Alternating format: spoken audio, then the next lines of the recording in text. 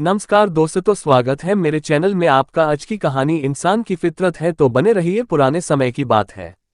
एक दिन राजा अपने मंत्री के साथ अपने राज्य का हालचाल देखने के लिए निकलते हैं। देखते हैं कि एक किसान जिसका नाम चमरू रहता है, पथरीली और ऊबड़ खाबड़ वाली जमीन पर गहरी नींद से सो रहा था।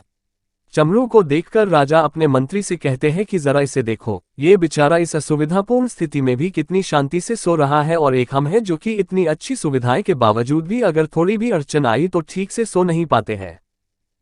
पर मंत्री ने कहा, महाराज, ये किसान अब इस परिस्थितियों में ढल गया है, इसलिए वो अच्छे से सो रहा है। अब उसने अपनी इसी लाइफ को एक्सेप्ट कर लिया है। मनुष्य का शरीर बहुत ही कठोर होता है, उसे जैसी व्यवस्था मिलती है वैसा ही वो अपने आप को उन परिस्थितियों में ढाल देता है। राजा ने अपने मंत्री से कहा कि मुझे ये बात सच नहीं लगती है। राजा ने कहा कि हमें इसकी परीक्षा लेनी होगी। उस किसान की परीक्षा लेने के लिए वो उसे अपने साथ राजमहल में ले जाते हैं। यहाँ पर राजमहल में उसके लिए हर तरह की सुख सुविधा की व्यवस्था की जाती है। उस किसान को बहुत ही अच्छा नर्म बिस्तर सोने के लिए देते हैं। चमरू भी बड़ी खुशी के साथ राजसी ठाट बाट का आनंद लेने लगा। इसी तरह चमरू को राजमहल में आए हुए 2 महीने हो गए। अब किसान चमरू भी इस सब सुख सुविधाओं का गुलाम बन गया था। उसी बीच एक दिन मंत्री ने चुपके से चमरू के बिस्तर में कुछ पत्ते और तिनके रख दिए।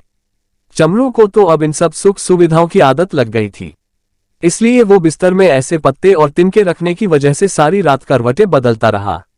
उसकी नींद भी ठीक से पूरी नहीं हो पाई। अगली सुबह राजा और मंत्री उसके पास उसे मिलने के लिए पहुंचे। उस किसान चमरू ने राजा से शिकायत की कि उसके बिस्तर में कुछ चुभने वाली चीजें हैं और इस चीजों की वजह से उसे पूरी रात ठीक से नींद भी नहीं आई। किसान की बात सुनकर मंत्री ने तुरंत राजा से कहा कि देखा महाराज, ये वही किसान है जो कि पथरीली भूमि पर भी गहरी नींद में आराम से सो रहा था, किंतु ये अब 2 महीने में तो राजमहल के विलासितापूर्ण जीवन का आदी हो गया है। अब तो इससे पत्ते और तिनके भी चुभने लगे हैं। देखा महाराज, मेरी कही हुई बात सच निकली ना कि मनुष्य परिस्थितियों के अनुसार ढल जाता है और वो परिस्थितियों का गुलाम बन जाता है। नो, राजा ने अपने मंत्री से कहा, हाँ, तुमने मुझे उस दिन सच बताया था। इंसान वाकई परिस्थितियों का गुलाम होता है। नो मॉरल, हमें अपने शरीर को ज्यादा सुख सुविधाओं का आदी नहीं बनाना चाहिए और हर परिस्थिति में खुश रहना चाहिए। अगर कहानी अच्छी लगे तो सब्सक्राइब करें, कमेंट करें। गुड बाय, आपका दिन अच्छा हो।